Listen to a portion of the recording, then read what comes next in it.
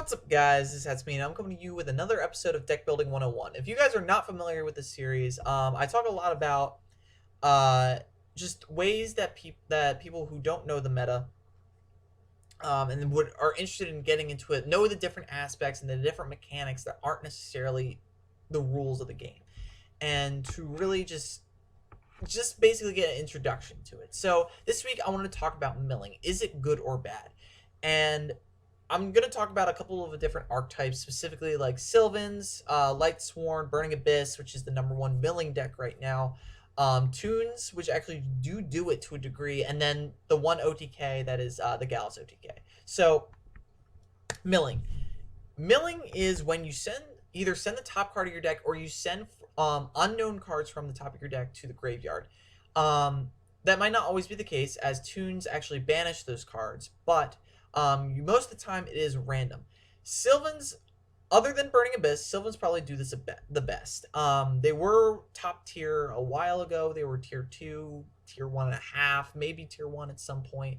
But Sylvans probably do this the best in the fact that they are more pointed, more direct with what they send. They only send plant monsters. They can send anything from Rose Lover to other Sylvan cards, and anything that is not a Sylvan monster gets shuffled back into the deck.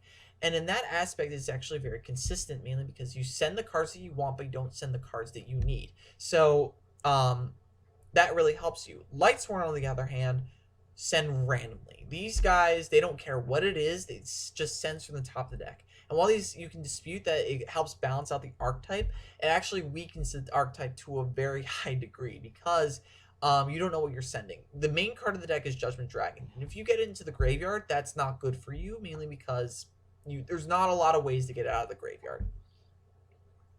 If you don't know this card, this guy is called Magical Merchant. He's a level 1 monster, flip effect, and he gets to excavate cards on the top of your deck until you hit a spell or trap card, and then you add that to your hand. All the other cards are sent to the graveyard. This guy has been used in a lot of milling decks in the past. I've actually, my first meta deck, and you can't see it right now, but I'm doing the like quotation things with my fingers, was Cyberdark mill deck, and it was pretty interesting, mainly because it relied a lot around around the merchant, and however, it was terribly inconsistent, and just when I built it, was not a good deck whatsoever. It was interesting, but it wasn't good. Magical Merchant is not so good anymore. You may see him from time to time, but quite honestly, he wouldn't be bad in quite a few decks, but relevancy, not that relevant anymore. Seer, Malburns of the Burning Abyss. He's just one of many. The Burning Abyss monsters are absolutely fantastic. Honestly, this is my favorite meta deck out of the top 5 right now, simply because they're extremely consistent, and I like the theme. Dante's Inferno is a great story. But these guys are the most consistent milling deck. Yes, you send cards that you necessarily wouldn't want to send at certain times, but it is extremely consistent in the fact that it can rank 3 spam like crazy. Tunes, these guys are probably the worst at milling right now. They're not only random, but you don't know what you send. These guys are even worse in that aspect, simply because they banish the cards face down. Now, if you don't know why this is significant, a significant difference is that if you don't know what you put face down, you can't use it. So this is has a big contrast with something like Eclipse Wyvern, where you would know what you sent. You would know what you banished, and then you can add it to your hand once Wyvern gets banished itself.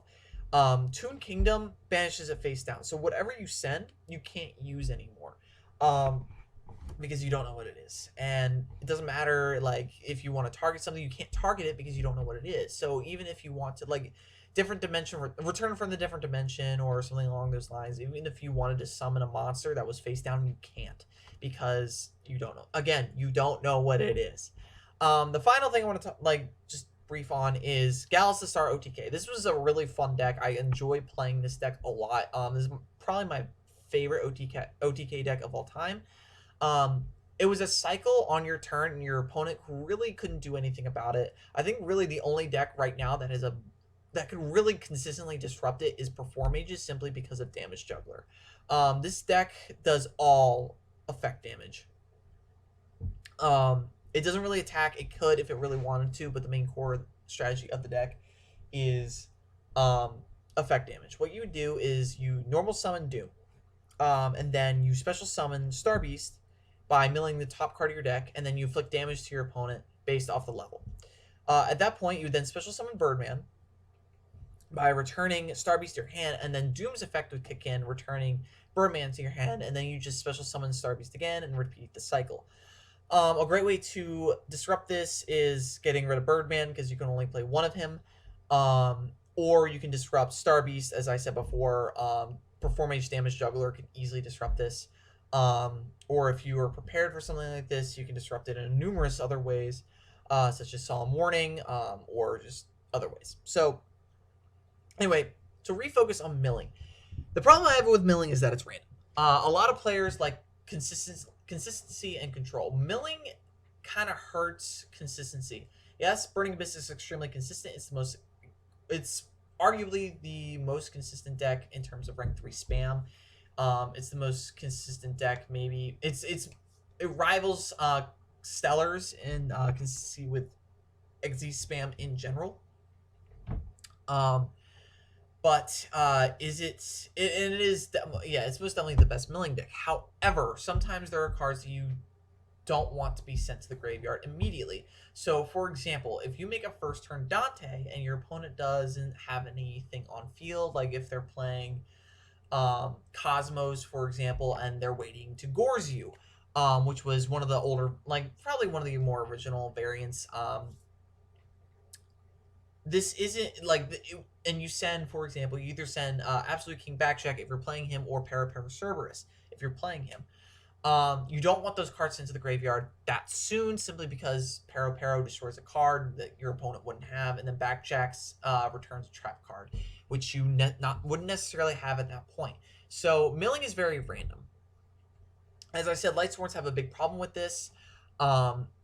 Yes, I know I just uploaded a Lightsworn deck profile that is mixed with Perform Ages, but that is a different type of consistency, because no matter what you send, unless it is a one-off card that you would probably need, that is the biggest problem with milling, in that you send one-offs. But most of the monsters just love the deck and love the graveyard in the deck. So ride it with Lightsworns. The majority of them, like a really good majority of them, like Judgment Dragon and Lila, and like a lot of Lightsworns you can't recover as easily. It hurts the deck's consistency. So that is the main issue with this with milling, is that it hurts consistency to a much bigger degree than normal decks would, and it's random. And a lot of people don't like random because like you're not controlling. You want to have as much control over the deck, and you want to put as much thought into your turn as possible rather than just randomly sending cards.